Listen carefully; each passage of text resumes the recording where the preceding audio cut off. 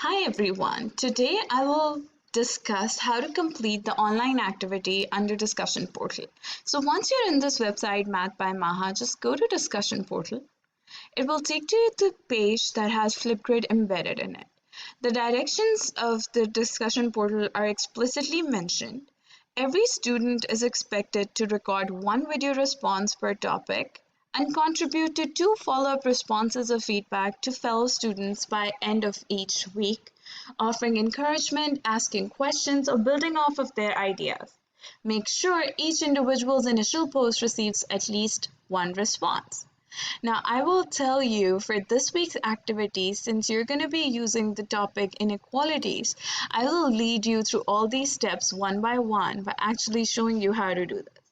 So go to this button that says inequalities, click the button. It will take you to the page where you see an image and a prompt. The prompt says this is the work of two of your classmates.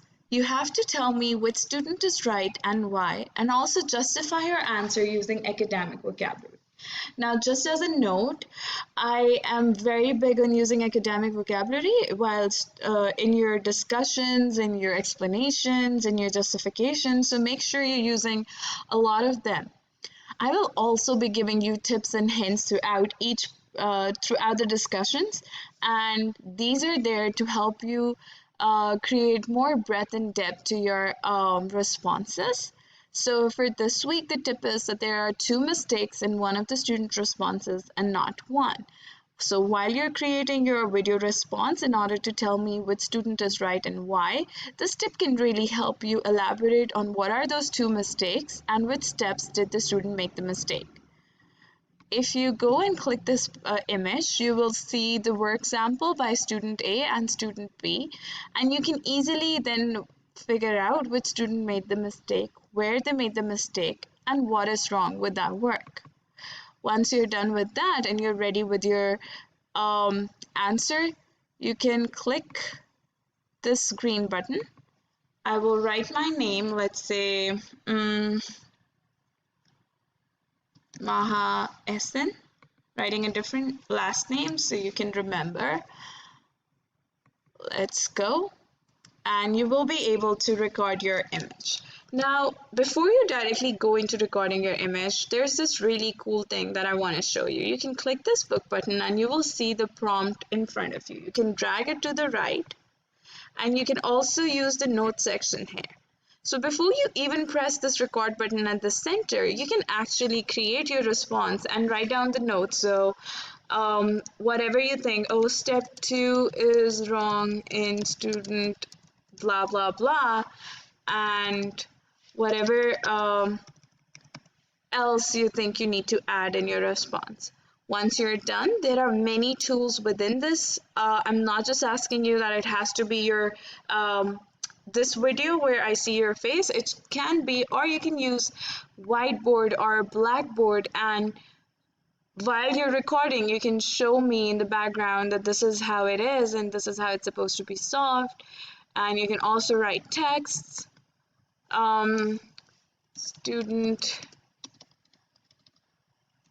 A is correct or wrong because whatever your justification might be.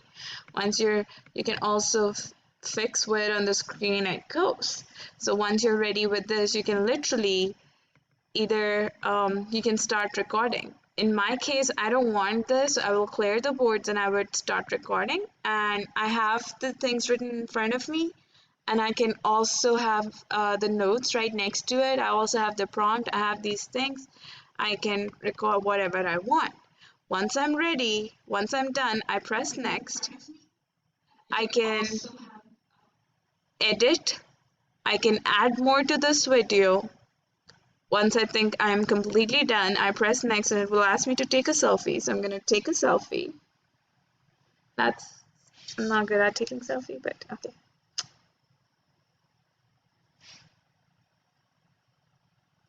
Once a selfie, if you're satisfied with the selfie, you can go ahead and click next. Otherwise, you can redo selfies as many times as you want. Click next. And video would be submitted. So let's check if our video is actually submitted or not. I'm gonna press the refresh button and I'm gonna go down. And yes, Maha A, I wrote a different name so that you can see that the current video is updated. It's there. Now this is the first part of the activity where you're submitting your video response. The second part is giving feedback to other students. So let's say this Muhammad Nawar, another student, already had a response. You click it, you can watch their video. Once you're done watching their video, you click this reply button at the center. Again, you write your name so Maha Munawar knows which Maha is actually replying. And let's go. And you can do exactly the same. Hey Maha, I saw your video, I saw your this. You can include an image. You can again do whiteboard. You can do a drawing. You can add stickers. You can add text. You can even upload anything as evidence, and you can respond. You don't necessarily, if you don't want your video to go there, you can literally go Blackboard and then record. When you do this, there would be a black screen at the back end and the voice would still be recorded.